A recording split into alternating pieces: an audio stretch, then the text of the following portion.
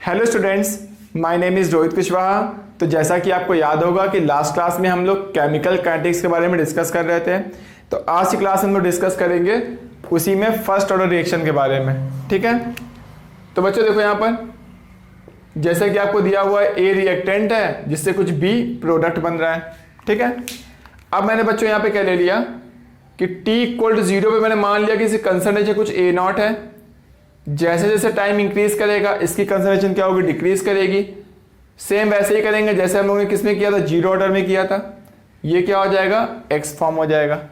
ठीक है, T time पे जो कंसंट्रेशन है रिएक्टेंट की उसको मैंने एटी बोल दिया, और टी टाइम पे जो कंसंट्रेशन है प्रोडक्ट की उसको हमने कितना बोल दिया, बीटी बोल दिया।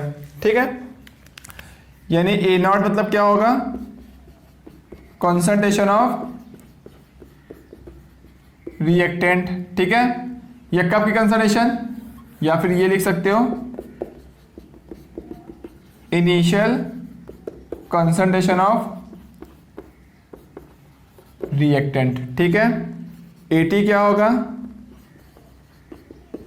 Concentration of reactant at time T. ठीक है, यानी एटी की वैल्यू कितनी है, वो है ए नॉट माइनस एक्स है। वैसे देखो बीटी क्या होगा, ये भी होगा concentration of product at time T. ठीक है, मैंने पूछा बता बच्चों बीटी की वैल्यू कितनी होगी, बीटी की वैल्यू एक्स होगी। क्या मेरी बात समझ में आ रही है आप लोगों को? चलो ठीक है, अब देखो बच्चों नेक्स्ट हम लोग पढ़ते आगे। तो देखो नेक्स्ट हम लोग कैसे पढ़ेंगे, तो याद करो यहाँ पर R equal to rate equal to होता है rate constant into concentration reactant. Reactant की कंसंट्रेशन टी टाइम पे कितनी है, 80 है, तो ये हो गया 80 हो गया। ठीक है, इसका ये फर्स्ट ऑर्डर रिएक्शन मैंने पहले बोल दिया है, तो मैंने यहाँ पे कितना कर दिया, 1 कर दिया। अब देखो उसको हम लोग सॉल्व करते हैं। तो रेट क्या होता है, रेट हमेशा dx बाई dt होता है। ये कैसे आया, याद करो फर्स्ट क्लास में डिस्कस किया था। अगर आपको याद नहीं आया तो फर्स्ट वाला लेक्चर आप लोग देख लो प्लेलिस्ट में जाकर। ये क्या होगा, एटी को मैं लिख सकता हूँ ए नॉट माइनस एक्स लिख सकता हूँ, देखो ये लिखा हुआ है।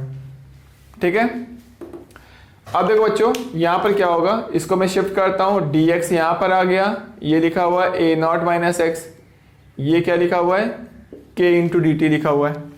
अब देखो इसको इंटीग्रेट करते हैं हम लोग, तो इंटीग्रेट करोगे dx डिवाइड बाई क्या हो गया, ए नॉट माइनस एक्स हो गया, और k इंटू डी टी हो गया। अब देखो बच्चों जब t की वैल्यू 0 थी तो ये कुछ भी डिसोसिएट नहीं हुआ था, x की वैल्यू भी 0 थी। जैसे टाइम t हुआ तो कितना डिसोसिएट हो गया, x डिसोसिएट हो गया। तो t टाइम पे क्या हो गया, ये x डिसोसिएट हो गया। ठीक है, अब इसको आप क्या करो, डिफरेंशिएट करोगे, इंटीग्रेट करोगे, तो 1/x का इंटीग्रेशन क्या होता है, ln x होता है। और यहाँ पे एक माइनस लगा तो यहाँ पे क्या आएगा, माइनस ln x आ जाएगा। अब लिमिट कितनी है, 0 से x है। ठीक है, यहाँ पे क्या आएगा, यहाँ पर kt आ जाएगा। क्या मेरी बात समझ में आई आप लोगों को? चलो तो बहुत अच्छी बात है। अब देखो इसको मैं और सॉल्व करता हूँ। तो यहाँ पर लिमिट रखो, पहले वो x लिमिट रखोगे यहाँ पर, तो वैल्यू क्या आएगी, माइनस ln ए नॉट माइनस एक्स। अब ये लिमिट रखोगे तो माइनस लगा के रखोगे, तो माइनस माइनस कितना हो जाएगा, प्लस ये ln, ये 0 हो जाएगा तो क्या होगा, ए नॉट आएगा, इक्वल टू क्या लिखा हुआ है, kt लिखा हुआ है। ठीक है, तो अब देखो इसको मैं सॉल्व करता हूँ, ये हुआ ln A not divide by ln, ये m माइनस n क्या होता है, ln m बाई n होता है, सबको पता ही होगा आप लोगों को। ये वैल्यू आ गई। ठीक है, तो यहाँ से देखो k की वैल्यू कितनी आ रही है, k इक्वल टू इस t को यहाँ शिफ्ट करो तो आएगा 1/t ln A not divide by A naught minus x. तो ये क्या हो गया, ये k का फॉर्मूला हो गया जो कि आपको याद रखना है। या इसी को आप ऐसे भी लिख सकते हो कि k इक्वल टू क्या होगा, 1/t ln A not by A T. इसको हम लोग ए टी लिख सकते हैं। ठीक है, तो k का फॉर्मूला बच्चों देख लो, नोट कर लो आप लोग, नोट कर लिया? तो मैं रफ करूँ तो मैं इस वाले पार्ट को रफ कर देता हूँ। ठीक है, अब बच्चों देखो यहाँ पे मैं कैलकुलेट करता हूँ, क्या देखना, ध्यान से देखना है यहाँ पर।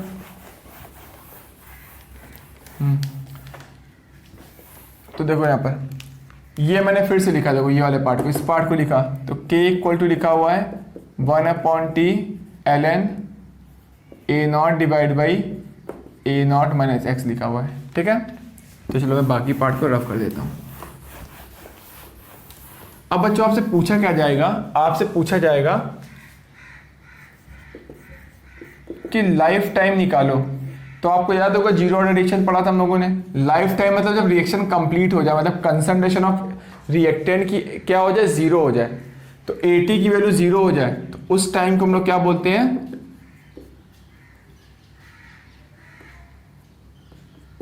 लाइफ टाइम बोलते हैं, ठीक है। तो बच्चों देखो मैं क्या कर रहा हूं, इसको यहां पे k शिफ्ट कर दे रहा हूं और इसको मैंने यहां पे क्या कर दिया, t शिफ्ट कर दिया। ये तो मैं लिख ही सकता हूं। तो बोल रहा है, देखो यहां पर ध्यान से देखो, यानी यहां पर लिखा हुआ है इसी को 1/k ln a0 by AT लिखा हुआ है, इसको मैं AT लिख सकता हूं। तो ये हो गया t का फॉर्मूला। अब बोल रहा है कि यहाँ पर AT की वैल्यू जीरो होगी, ठीक है, तो उस टाइम को लिख सकते हो लाइफ टाइम। तो t लाइफ टाइम की वैल्यू कितनी होगी, यहाँ रखो, तो आएगा 1/k ln a0 divide by 0। और 1/0 क्या होता है, इन्फिनिटी होता है, और ln इन्फिनिटी क्या होता है, वो भी इन्फिनिटी होता है। मतलब यहाँ पर ये जो वैल्यू आ रही है लाइफ टाइम, ये कितनी आ रही है, इन्फिनिटी आ रही है। यानी फर्स्ट ऑर्डर रिएक्शन कभी भी कंप्लीट होती ही नहीं है, उसका कभी भी लाइफ टाइम आता ही नहीं है। लाइफ टाइम कब आता है, इन्फिनिटी पे आता है, और इन्फिनिटी कभी आता ही नहीं है। यानी फर्स्ट ऑर्डर रिएक्शन कभी भी कंप्लीट नहीं होती है। ये बात समझ में आया आप लोगों को। तो इसका लाइफ टाइम नहीं होता है, ये पॉइंट आपको याद रखना है। रफ करूँ मैं बाकी, तो ये वाला पॉइंट आप लोग याद रखना। अब बच्चों आपसे इसमें पूछा जाएगा कि हाफ लाइफ निकालो। हाफ लाइफ मतलब क्या होगा, जब AT की वैल्यू कितनी हो जाएगी, हाफ हो जाएगी, यानी a0/2 हो जाएगी। तो उस टाइम को हम लोग क्या बोलेंगे, t हाफ बोलेंगे। क्या मेरी बात को समझ पा रहे हो आप लोग। यानी यहां पर रखो वैल्यू, यानी यहां पर क्या होगा, t हाफ होगा। कब होगा,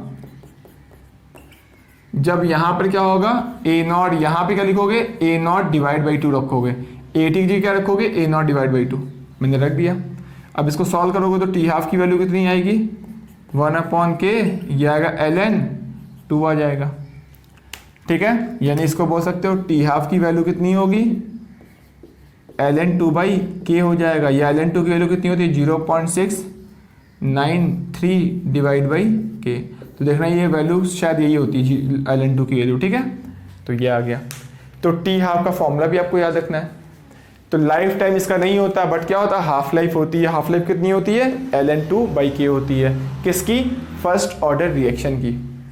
क्या मेरी बात को समझ पा रहे हो आप लोग, ठीक है। चलो फिर मैं रफ करूँ इसको भी, ठीक है, मैं रफ कर देता हूँ। तो मैंने हाफ लाइफ निकाल दिया और मैंने लाइफ टाइम कैलकुलेट कर दिया। अब देखो बच्चों नेक्स्ट आपको क्या करना है इसी में। अब देखो मैं x की वैल्यू कैलकुलेट करता हूँ। तो देखो यहाँ पर ध्यान से x, तो बच्चों देखो मैंने इसका इसमें मल्टीप्लाई कर दिया, तो यहाँ पे देखो ये वाली वैल्यू आ गई, ठीक है। अब देखो बच्चों मैंने इसको इन्वर्स करके लिख दिया। तो जैसे आप इसको उल्टा करके लिखोगे तो यहाँ देखो क्या लिखा हुआ है, इसको मैंने लिख दिया ln a0 minus x divide by a0 कर दिया। तो यहाँ पर क्या आएगा, यहाँ पर -kt आ जाएगा, ठीक है, क्योंकि इसकी पावर -1 क्या होता है, माइनस बाहर आएगा, वो माइनस यहाँ आ जाएगा। बहुत ईजी आप सॉल्व कर सकते हो, ठीक है। अब देखो बच्चों यहाँ पर जैसा कि आपको पता है कि ln x बराबर अगर 2 लिखा है तो x इक्वल टू क्या होगा, e की पावर 2 हो जाएगा, क्योंकि जो ln होता है बेस e पर होता है। वैसे यहाँ पे देखो क्या लिखा हुआ है, यहाँ पे लिखा है ln a0 minus x divide by a0 equal to लिखा है -kt। तो मैंने पूछा बताओ बच्चों, a0 minus x by a0 equal to क्या होगा, ये होगा e की पावर -kt हो जाएगा। क्या ये बात मेरी समझ पा रहे हो, ठीक है। तो चलो बहुत अच्छी बात है। फिर देखो मैंने इस वाले पार्ट को क्या कर दिया, रफ कर दिया। अब देखो मैं सीख में आपको बताना चाहता हूँ, अब मैंने इस a0 का मल्टीप्लाई कर दिया। तो जैसे आप इस a0 का मल्टीप्लाई करोगे तो यहाँ पर आएगा a0 minus x equal to a0 into e की पावर -kt आ गया, ठीक है। अब इसको क्या किया मैंने, इस x को यहाँ शिफ्ट किया, इस पूरे को यहाँ शिफ्ट किया।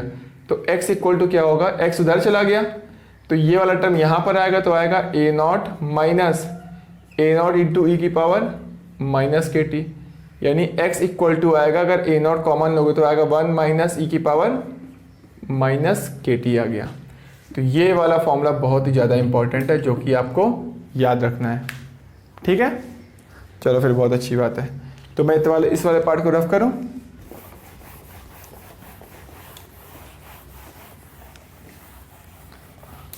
यानी देखो आपको याद क्या क्या रखना है, देखो बहुत इंपॉर्टेंट चीज़ देखो मैं बताने जा रहा हूँ। पहला बात को, ये फर्स्ट ऑर्डर रिएक्शन में क्या होता है, rate equal to rate constant into ये होता है कंसंट्रेशन ऑफ रिएक्टेंट की ऑर्डर 1। तो ये फर्स्ट ऑर्डर रिएक्शन है तो ये फॉर्मूला याद रखना है। और एक दूसरा के इक्वल टू क्या होता है 1/T ln A not divide by A T होता है। तो ये सेकेंड फॉर्मूला आपको याद रखना है। थर्ड हम लोगों ने पढ़ा था कि इसकी जो लाइफ टाइम होता है वो कितना होता है, वो इन्फिनिटी होता है। ठीक है, इसका जो हाफ लाइफ होता है वो कितना होता है, ये ln 2/k होता है। तो ये 4 फॉर्मूले आपको याद रखने हैं। 5 नंबर क्या मैंने बताया अभी, x इक्वल टू क्या होता है, ए नॉट होता है 1 माइनस ई की पावर माइनस के टी होता है। ठीक है, तो मैं इस वाले पार्ट को भी रफ कर देता हूँ। तो मैंने इतनी सारी चीज़ें क्या कर दी, डिस्कस कर दी, आपके सामने सॉल्व कर दिया पूरा। अब बच्चों देखो, यहाँ मैं पूछूंगा कि आप बताओ ए टी की वैल्यू कितनी होती है। तो ए टी इक्वल टू क्या होता है, ए नॉट माइनस क्या लिखा हुआ है, एक्स लिखा हुआ है, और एक्स की वैल्यू क्या है, ये है।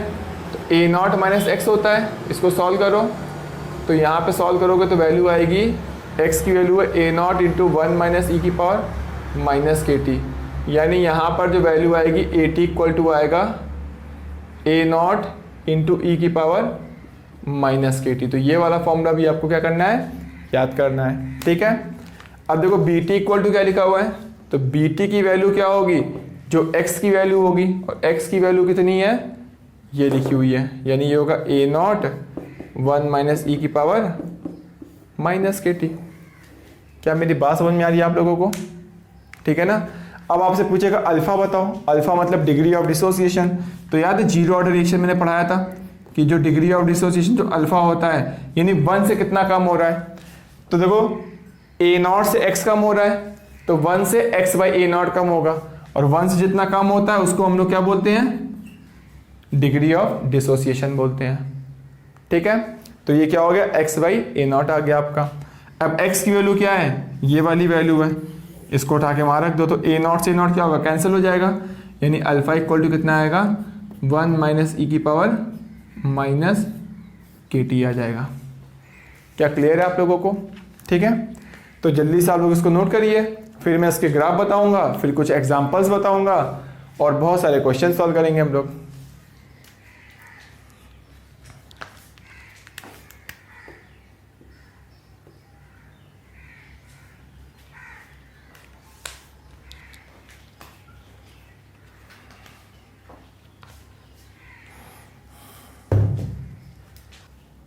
तो बच्चों देखो, नेक्स्ट मैं आपको ग्राफ के बारे में डिस्कस करने वाला हूं, जो कि बहुत ही ज़्यादा इंपॉर्टेंट है और बहुत सारे लोगों को इसमें कंफ्यूजन होती है।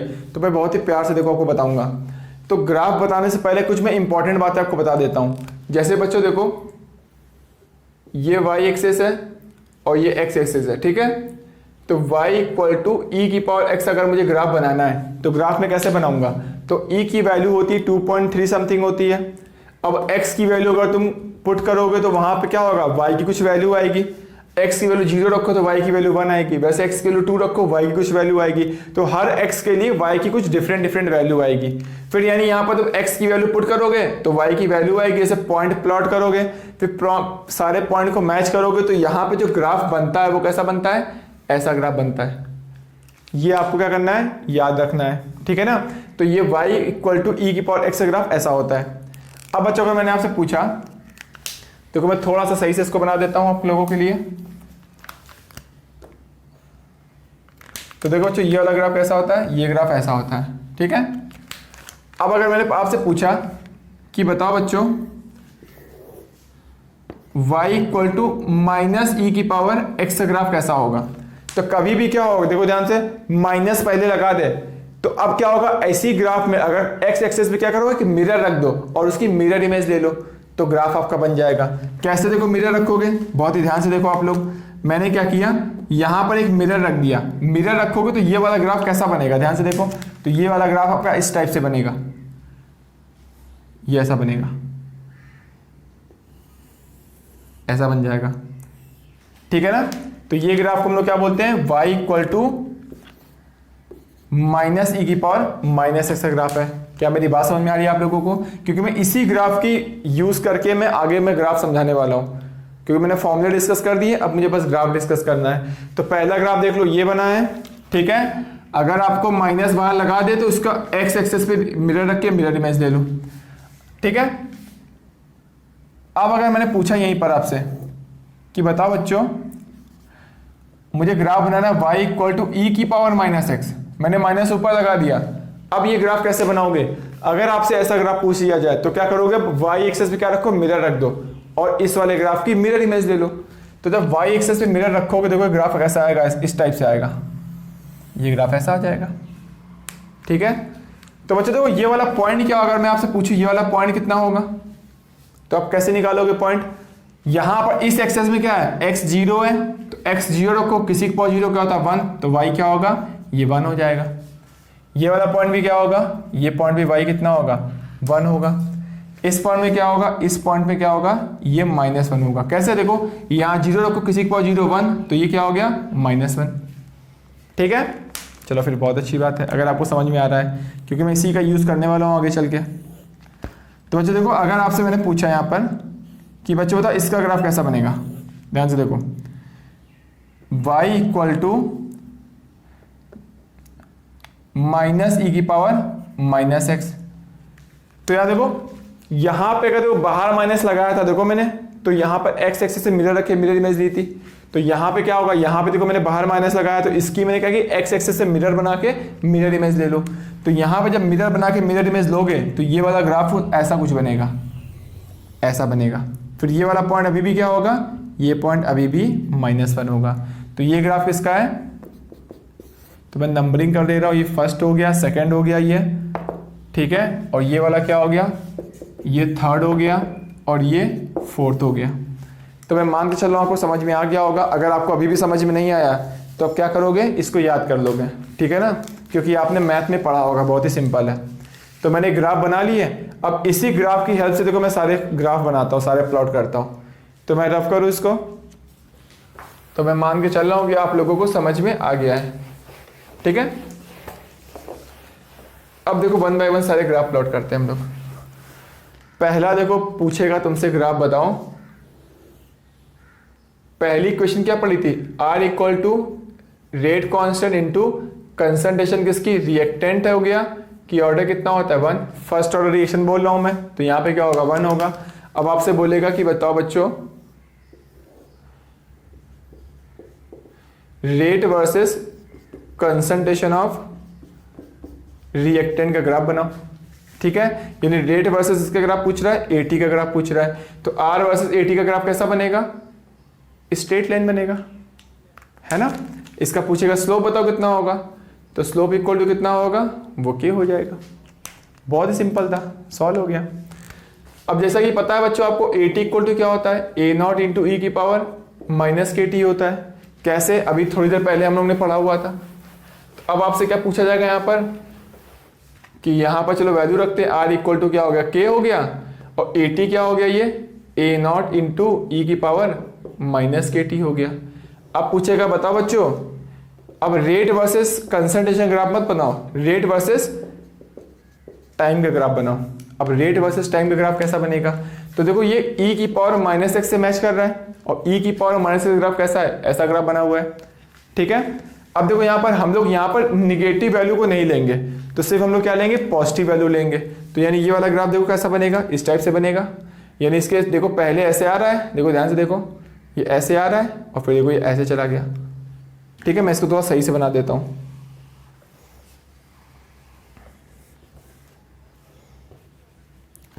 देखो ये ऐसे आ रहा ग्राफ, है ना, तो देखो मैं इसको ऐसे बना देता हूँ सही से। तो ये ग्राफ ऐसे बना हुआ है, ये बना हुआ है, ठीक है। तो मैं इसके पास ये वाला निगेटिव वाला पॉइंट नहीं ले रहा हूँ, मैंने सिर्फ क्या पॉजिटिव पॉइंट लिया। अब ये वाला पॉइंट क्या होगा, यहाँ पर तो ये वाला पॉइंट 1 था, जबकि यहाँ पर ये वाला पॉइंट क्या होगा, कि ए नॉट होगा। ठीक है, तो ये ग्राफ किसका हो गया, रेट वर्सेस टाइम का ग्राफ हो गया। सेम ऐसा ग्राफ होगा। ठीक है, क्लियर हो गया आप लोगों को? चलो फिर तो बहुत अच्छी बात है। तो मैं इसको रफ कर रहा हूँ इस वाले पार्ट को, क्योंकि मैं 1 बाय 1 सब आपको ग्राफ समझाता हूँ। तो अब थर्ड नंबर आपसे पूछा जाएगा कि बताओ बच्चों, ए टी इक्वल टू होता है ए नॉट इंटू ई की पावर माइनस के टी होता है। अब ए टी वर्सेस टाइम का ग्राफ बनाओ। तो देख लो ए टी वर्सेस टाइम का ग्राफ कैसा बनता है। ए टी मतलब क्या हो गया, कंसंट्रेशन ऑफ रिएक्टेंट यानी ए टी वर्सेस टाइम का ग्राफ बनाना है आपको। तो ये ए टी ये हो गया और टाइम ये हो गया, तो ये भी क्या होगा, ई की पावर माइनस एक्स हो गया। और ई की पावर माइनस एक्स का ग्राफ कैसा बनता है, ऐसा बनता है। फिर देखो मैं पॉजिटिव पॉइंट लूंगा, निगेटिव नहीं लूंगा, तो ये ऐसा ग्राफ आएगा, देखो ऐसा आएगा और ये फिर ऐसा चला जाएगा। यानी ये वाला पॉइंट कौन सा होगा, ये ए नॉट होगा। ठीक है, तो मैं निगेटिव नहीं कंसीडर कर रहा हूं, तो बुक में देखोगे तो निगेटिव पॉइंट नहीं लिखा होगा, सिर्फ क्या होगा, हम लोग एक्स को पॉजिटिव लेते हैं तो ग्राफ ऐसा बन जाएगा। टाइम हमेशा पॉजिटिव होगा ना, तो ये टाइम ऐसा हो गया। क्या मेरी बात समझ में आ रही है आप लोगों को? चलो फिर तो बहुत अच्छी बात है। मैं रफ कर दूं तो बच्चों ये ग्राफ समझ लेना, बहुत इंपॉर्टेंट ग्राफ है। मैं सब इससे रिलेट करके बता रहा हूँ आपको ग्राफ। अब आपसे पूछेगा कि बी टी वर्सेस टाइम का ग्राफ बनाओ, तो मैं बनाता हूँ। बी टी इक्वल टू क्या होता है, ए नॉट 1 माइनस ई की पावर क्या होता है, माइनस के टी होता है।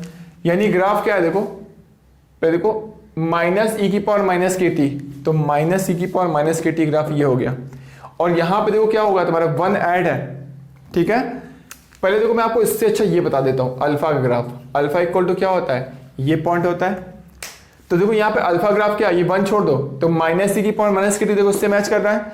और 1 जुड़ा है, मतलब ग्राफ को एक यूनिट ऊपर शिफ्ट कर दो, यानी यही ग्राफ है। देखो यही ग्राफ होगा, ध्यान से देखो, मैं ग्राफ बना रहा हूं अल्फा वर्सेस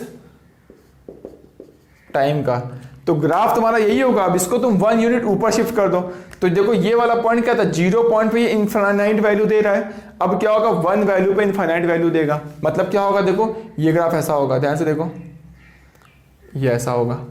यानी ये वाला पॉइंट क्या होगा, ये इनफाइनाइट वैल्यू कब देगा, अल्फा की वैल्यू 1 पर। क्या मेरी बात समझ में आ रही है? यानी ये बनाया मैंने माइनस ई की पावर माइनस के टी, उसमें एक मैंने जोड़ दिया। एक जोड़ देना मतलब ग्राफ को अप साइड में शिफ्ट कर दो, एक घटा दो मतलब ग्राफ को डाउन में शिफ्ट कर दो। तो मैंने ग्राफ को उठा के ऊपर शिफ्ट कर दिया 1 यूनिट। ठीक है, चलो फिर बहुत अच्छी बात है। अब बोल रहा है देखो यहाँ बच्चों, बीटी का ग्राफ बनाओ, तो बीटी का तो फॉर्मूला ये होता है। अब यहीं पर देखो क्या होगा, यहां पर वैल्यू देखो, बीटी वर्सेस टाइम का ग्राफ क्या होगा, सेम होगा। बस यहां पे क्या कर दो तुम, यहां पे वैल्यू कर दो ए नॉट कर दो। यानी भी इनफाइनाइट वैल्यू कब देगा, यानी ये क्या इनफाइनाइट टाइम में कौन सी वैल्यू देगा, वो ए नॉट वैल्यू देगा। क्या मेरी बात समझ में आ रही है आप लोगों को? चलो फिर ठीक है, इसको भी आप जल्दी से नोट कर लो। तो हम लोगों ने क्या बना दिया, रेट वर्सेस टाइम बना दिया, रेट वर्सेस कंसंट्रेशन हो गया, कंसंट्रेशन ऑफ रिएक्टेंट। तो बच्चों देखो नेक्स्ट मैं आपको एक ग्राफ और बता देता हूं जो बचा हुआ है। हाफ लाइफ इक्वल टू क्या होता है, फर्स्ट ऑर्डर रिएक्शन में ln2 बाई क्या होता है, के होता है। ठीक है, तो आपसे यहाँ पे देखो ग्राफ पूछा जाएगा, कौन सा ग्राफ पूछा जाएगा, बोलेगा कि ग्राफ बनाओ बोलेगा T half versus initial concentration, मतलब ए नॉट का ग्राफ पूछेगा। क्या देखो बच्चों यहाँ पर टी हाफ की वैल्यू क्या ए नॉट पे डिपेंड कर रही है, नहीं डिपेंड कर रही है। मतलब ए नॉट के चेंज करने पर टी हाफ पे कोई फर्क ही नहीं पड़ेगा। मतलब वो क्या होगा, एक कांस्टेंट वैल्यू होगी जो half life first order reaction की। ठीक है, अब देखो बच्चों मैं कुछ एग्जांपल्स बता देता हूँ फर्स्ट ऑर्डर रिएक्शन के। तो एग्जांपल जैसा कि आपको पता होगा कि जो ऑर्डर होता है हम लोग हमेशा एक्सपेरिमेंट से कैलकुलेट करते हैं, तो हम लोग देख के नहीं बता सकते हैं। तो वैसे देखो यहाँ पर all problems related to radioactivity, तो रेडियो एक्टिविटी की जब भी प्रॉब्लम्स पढ़ोगे सारी क्या होती हैं, फर्स्ट ऑर्डर रिएक्शन होती है। Growth and decay of bacteria, ये भी क्या होती है, फर्स्ट ऑर्डर रिएक्शन होती है। एसिडिक हाइड्रोलिसिस ऑफ एस्टर, ये भी क्या होती है, फर्स्ट ऑर्डर रिएक्शन होती है। तो ये एस्टर दिया हुआ है, यहाँ पे इसकी हाइड्रोलिसिस करा दी गई है, तो ये फर्स्ट ऑर्डर रिएक्शन है, आपको याद रखनी है। ये वाली रिएक्शन भी क्या होती है, फर्स्ट ऑर्डर रिएक्शन होती है। क्या मेरी बात समझ में आ रही है आप लोगों को? और बच्चों बहुत सारे एग्जांपल्स दिए हुए हैं एनसीईआरटी में, वो भी आपको याद रखने हैं। ठीक है ना, वो जो भी फर्स्ट ऑर्डर रिएक्शन के एग्जांपल्स होंगे, तो आप लोग जल्दी से इसको नोट करिए।